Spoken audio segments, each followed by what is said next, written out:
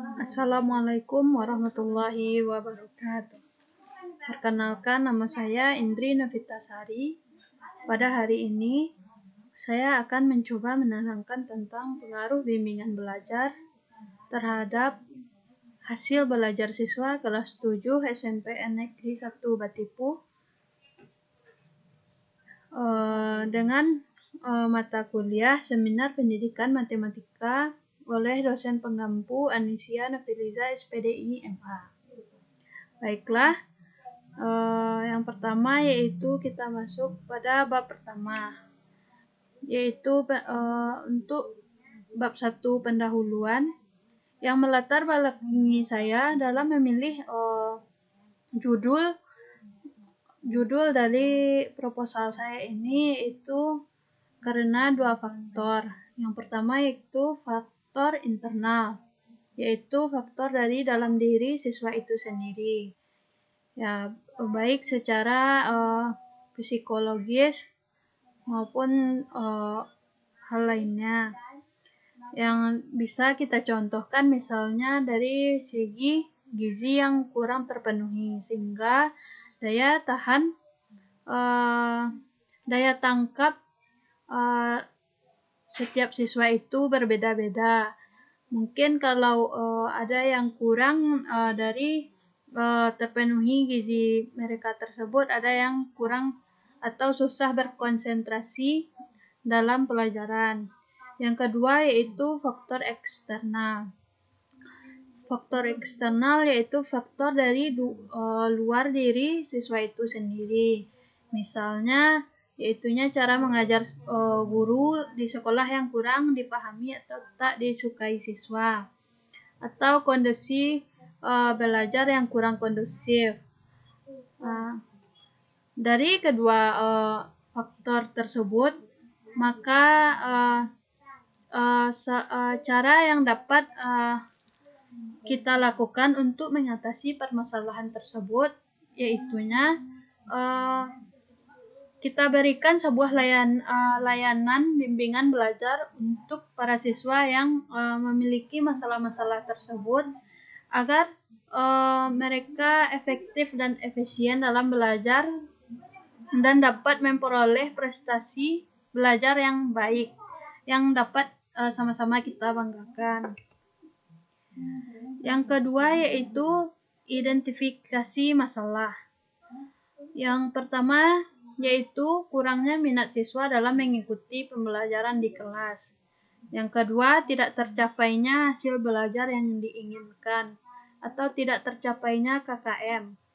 Dan yang ketiga yaitu kurang kondusifnya kondisi belajar dan perlunya siswa mengulang pelajaran kembali di rumah. Selanjutnya yaitu batasan masalah. Berdasarkan dari identifikasi masalah yang telah kita sebutkan, maka penelitian ini dibatasi dengan pengaruh bimbingan belajar terhadap hasil belajar siswa kelas 7 SMPN 1 Batipuh 2021-2022. Selanjutnya, rumusan masalah. Dari pembahasan yang telah kita paparkan di latar belakang, maka penulis dalam hal ini merumuskan masalah dalam pengembangan dan penelitian ini, yaitunya bagaimana pengaruh bimbingan belajar terhadap hasil belajar siswa di kelas 7 SMPN 1 Batipuh 2021-2022. Selanjutnya, tujuan dari penelitian ini yaitu yang pertama, untuk mengetahui gambaran bimbingan belajar. Itu bukan keharusan untuk semua peserta didik. Yang kedua, untuk mengetahui gambaran bimbingan belajar dapat meningkatkan hasil belajar para peserta didik. Dan yang ketiga, untuk mengetahui gambaran bimbingan belajar dapat meningkatkan hasil belajar dari peserta didik. Selanjutnya yaitu manfaat dari penelitian. Manfaat secara praktisnya yang pertama bagi peneliti yaitu memberikan masukan sekaligus pengetahuan untuk mengetahui seberapa besar pengaruh bimbingan belajar terhadap hasil belajar peserta didik di kelas 7 SMPN 1 Batipu. Yang kedua, bagi guru, hasil penelitian ini dapat digunakan sebagai bahan pertimbangan untuk memperbaiki dan menyempurnakan proses belajar mengajar. Dan yang ketiga, untuk murid mendapatkan pengetahuan dan pengalaman bahwa ada pengaruh mengikuti bimbingan belajar terhadap hasil belajar peserta didik di kelas 7 SMPN 1 Batipu. Selanjutnya, manfaat secara teoritis, yaitu hasil penelitian ini diharapkan memberikan sumbangan terhadap ilmu pengetahuan, khususnya di bidang ilmu pendidikan jurusan pendidikan guru sekolah menengah pertama, dan perkembangan mengenai pengaruh bimbingan belajar terhadap hasil belajar peserta didik di kelas 7 SMPN 1 Batipu. Selanjutnya yang kedua yaitu kajian pustaka. A. Pengertian pendidikan. Pendidikan adalah pengajaran yang diselenggarakan di sekolah sebagai lembaga pendidikan formal. Juga segala pengaruh yang diupayakan sekolah terhadap anak sekolah agar mempunyai kemampuan yang sempurna dan kesadaran penuh terhadap hubungan-hubungan dan tugas-tugas sosial mereka. Inti kegiatan pendidikan adalah memberikan bantuan kepada anak didik dalam rangka mencapai kedewasaan. Yang kedua, B. Pendidikan formal. Pendidikan formal yaitu pendidikan yang ditempuh pada lembaga legal, dan tahapan dalam pendidikan ini sangat jelas. Dalam pendidikan formal, peserta didik harus menempuh pendidikan dasar yang memiliki durasi selama 9 tahun. Selanjutnya bisa dilanjutkan ke tingkat SMA atau SMK. Setelah itu peserta didik juga bisa melanjutkan ke tingkat yang lebih tinggi, yaitu ke perguruan tinggi. Yang pertama yaitu pengertian hasil belajar.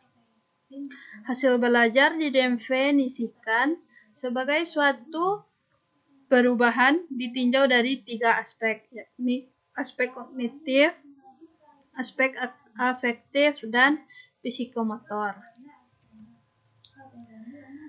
Tujuan dari penilaian hasil belajar ini yaitu yang pertama, mendeskripsikan kecakapan belajar para siswa sehingga dapat diketahui kelebihan dan kekurangan di dalam berbagai bidang studi atau mata pelajaran yang ditempuhnya.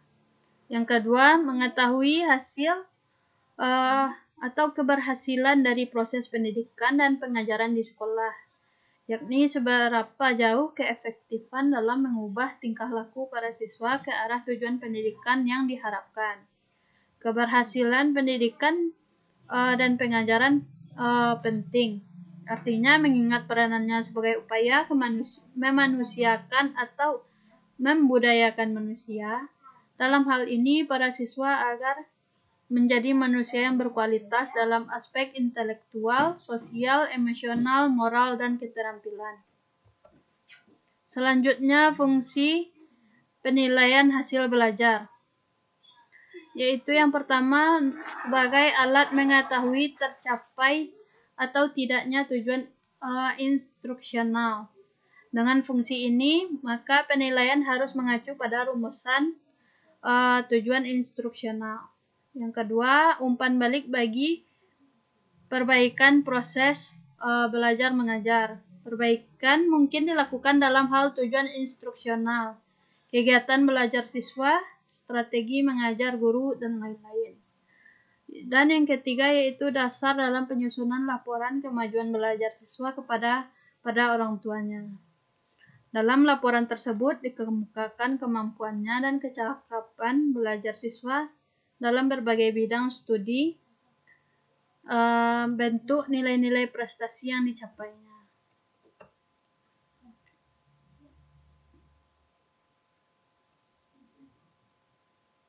Selanjutnya yaitu jenis dari penilaian hasil belajar. Yang pertama yaitu penilaian formatif, yaitu penilaian yang dilakukan di akhir program belajar mengajar untuk melihat tingkat keberhasilan proses belajar mengajar itu sendiri. Penilaian sumatif yaitu penilaian yang dilaksanakan di akhir unit program, yaitu akhir semester. Yang kedua, penilaian diagnostik adalah penilaian yang bertujuan untuk melihat kelemahan dari para siswa serta faktor penyebab. Penilaian dilaksanakan untuk keperluan bimbingan belajar, pengajaran remedial, dan menemukan kasus-kasus lainnya. Yang ketiga, penilaian selektif, yaitu penilaian yang bertujuan untuk keperluan selektif, misalnya ujian saringan untuk masuk lembaga pendidikan tertentu. Yang keempat, penilaian penempatan adalah penilaian yang ditujukan untuk mengetahui keterampilan masyarakat yang diperlukan bagi suatu program belajar dan penugasan belajar seperti diprogramkan sebelum memulai kegiatan belajar untuk program itu. Selanjutnya, faktor-faktor yang mempengaruhi hasil belajar.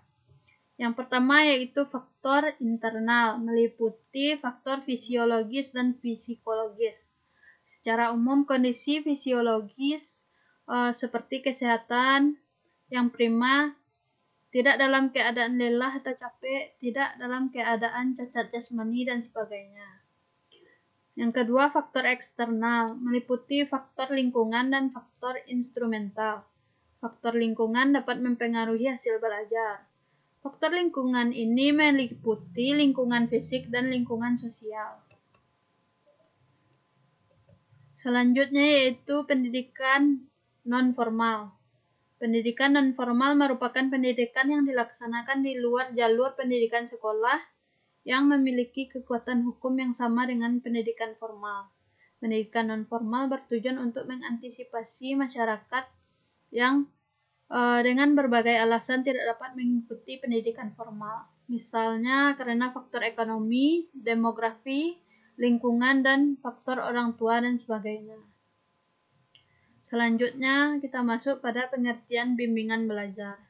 Bimbingan belajar merupakan salah satu bimbingan yang diarahkan untuk membantu para individu atau siswa dalam menghadapi suatu pemecahan masalah-masalah dalam hal belajarnya, yang meliputi yaitu penyelesaian tugas-tugas dan latihan, cara belajar, dan sebagainya.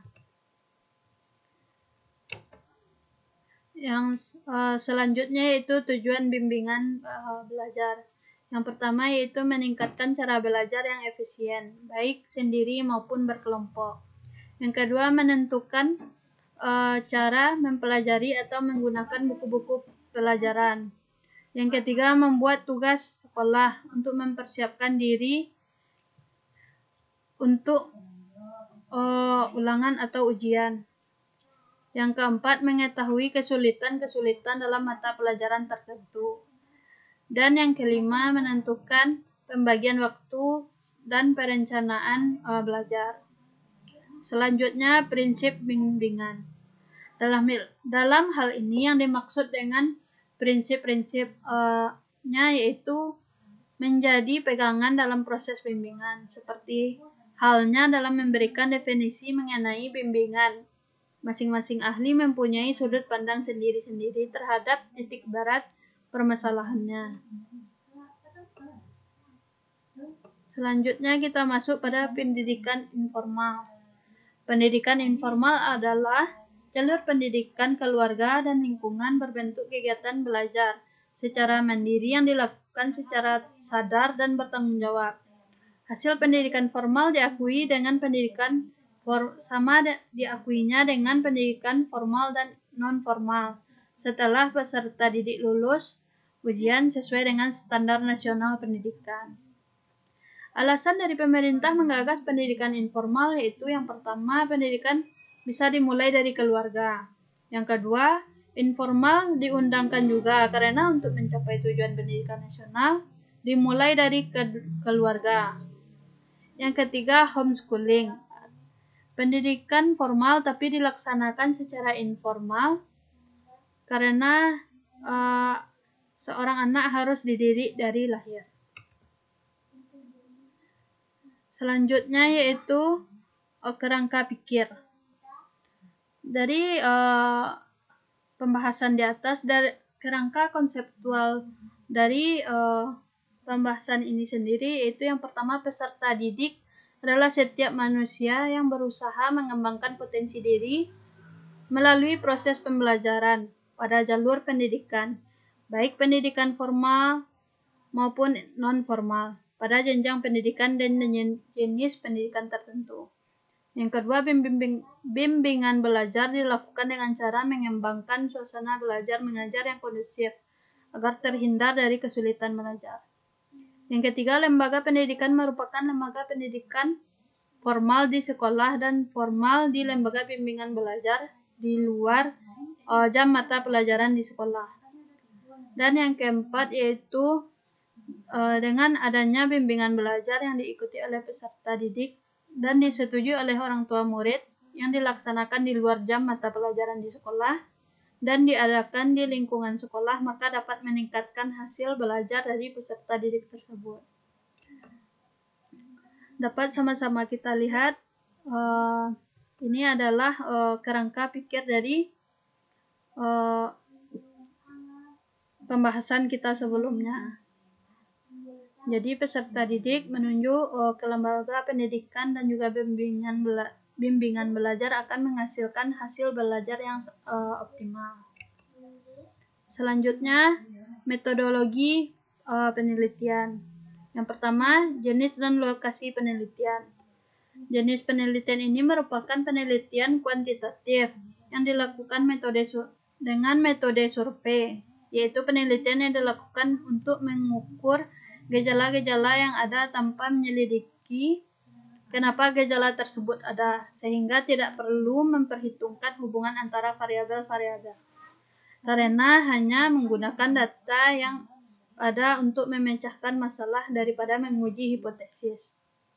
Penelitian ini sendiri dilaksanakan di SMP Negeri 1 Batipuh.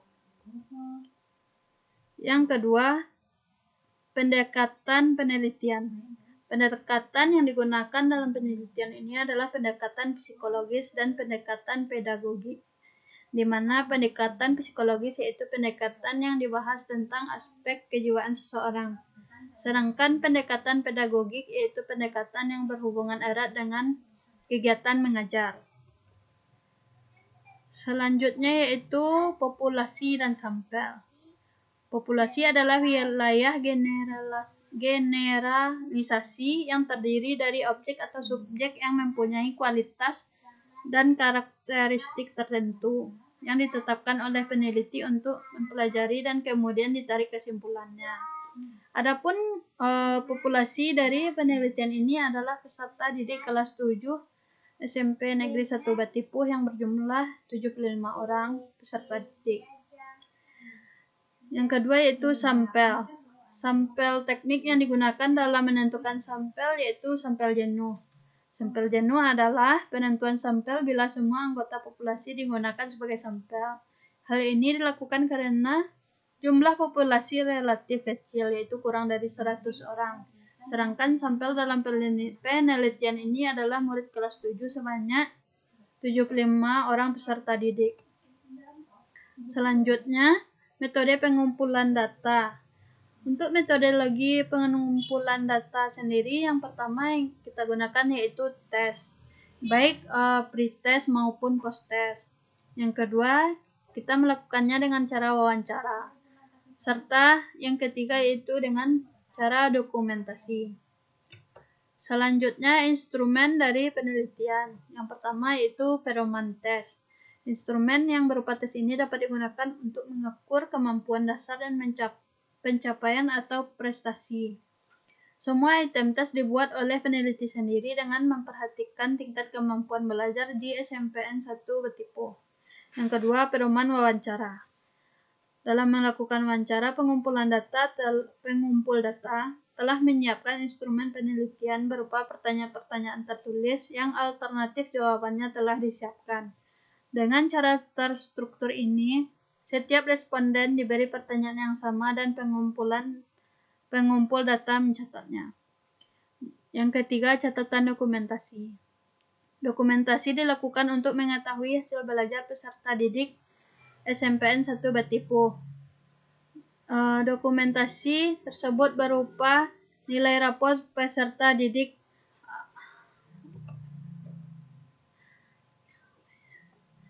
selanjutnya yaitu validitas dan reliabilitas instrumen. Reliabilitas yaitu metode yang tepat untuk memperhitungkan nilai reliabilitas instrumen dilakukan dengan metode Kuder-Richardson, yaitu dengan rumus RKR20 sama dengan K per K kurang 1 dikali 1 dikurang sigma PQ per S kuadrat. Dengan S kuadratnya sama dengan sigma X kuadrat per N dikurang X kuadrat. Untuk validitasnya, kita menghitung setiap validitas dari butir instrumen dalam penelitian ini dilakukan dengan menggunakan rumus R sama dengan MP dikurang MT per SDT dikali dengan akar P per Q. Selanjutnya yaitu teknik pengolahan dan analisis data. Yang pertama yaitu dengan statistik deskriptif, yaitu dengan menggunakan rumus P sama dengan F per N dikali 100%. Yang kedua yaitu dengan menggunakan statistik inferensial. A. Analisis regresi linier sederhana. Adapun analisis yang digunakan adalah analisis regresi linier sederhana dengan rumus Y sama dengan A ditambah BX.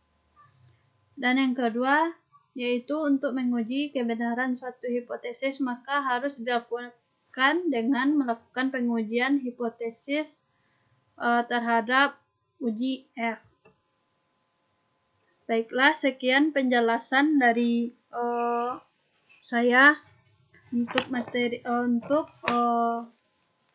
selanjutnya, yaitu saya akan mencoba menjawab pertanyaan dari pembimbing. Yang pertama yaitu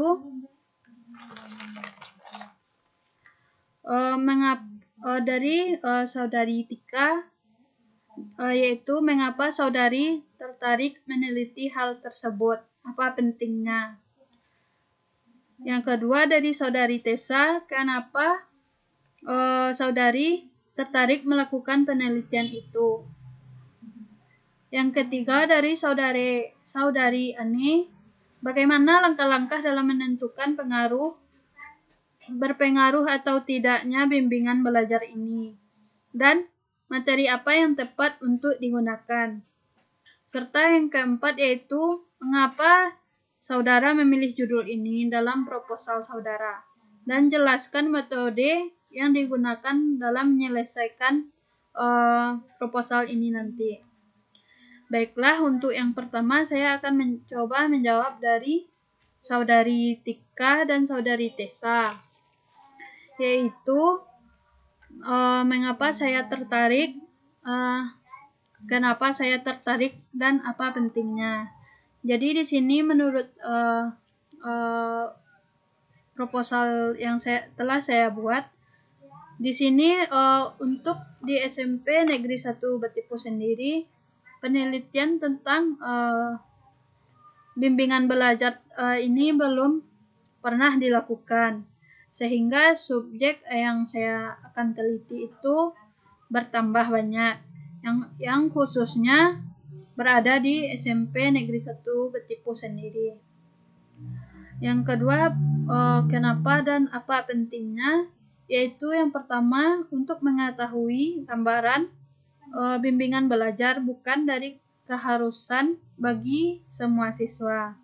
Yang kedua, untuk mengetahui gambaran bimbingan belajar dapat meningkatkan hasil belajar siswa. Serta yang terakhir menurut saya itu untuk mengetahui pengaruh bimbingan terhadap hasil belajar siswa. Selanjutnya pertanyaan dari saudari Ane, yaitu pada prinsipnya mengungkapkan hasil belajar idealnya kan meliputi segenap ranah psikologis, afektif, dan psikomotor yang berubah sebagai pengalaman akibat proses belajar. Hasilnya dinyatakan dalam skor atau nilai, yang nilai tersebut dapat dilihat ketika siswa itu menerima rapor. Namun pengungkapan perubahan tingkah laku untuk seluruh ranah, khususnya ranah rasa, itu sangat sulit. Hal ini disebabkan perubahan hasil belajar tidak bisa diraba dari ranah rasanya. Selanjutnya, untuk materinya, menurut saya ditanyakan materi apa yang cocok. Di sini hendaknya kita melihat dulu hasil belajar sebelumnya atau cara belajar siswa dari sebelumnya sebelum kita memilih materi apa yang akan kita berikan.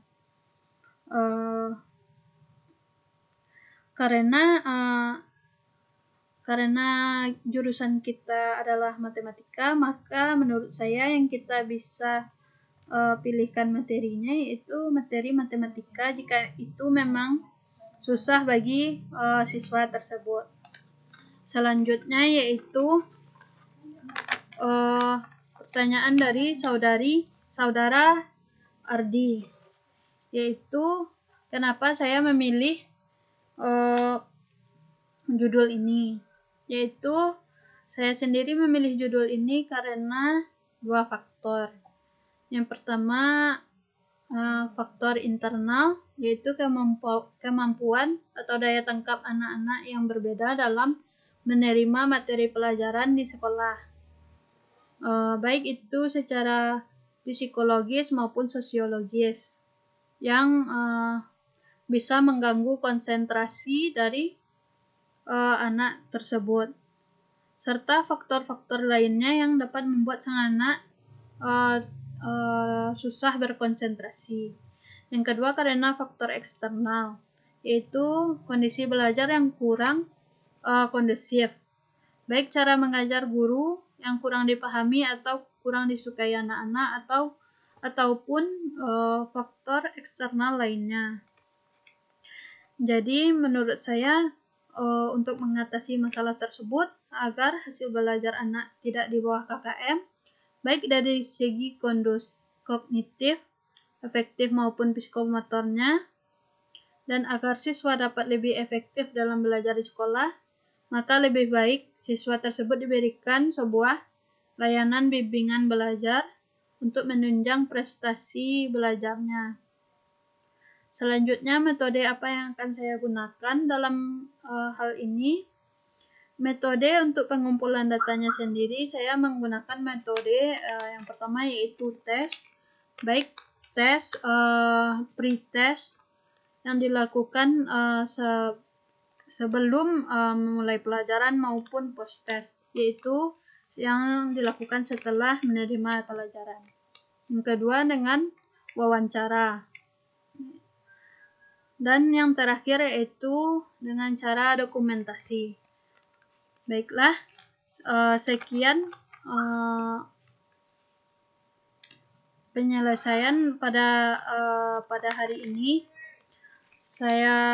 Semoga sama-sama bisa dipahami. Sekian dari saya.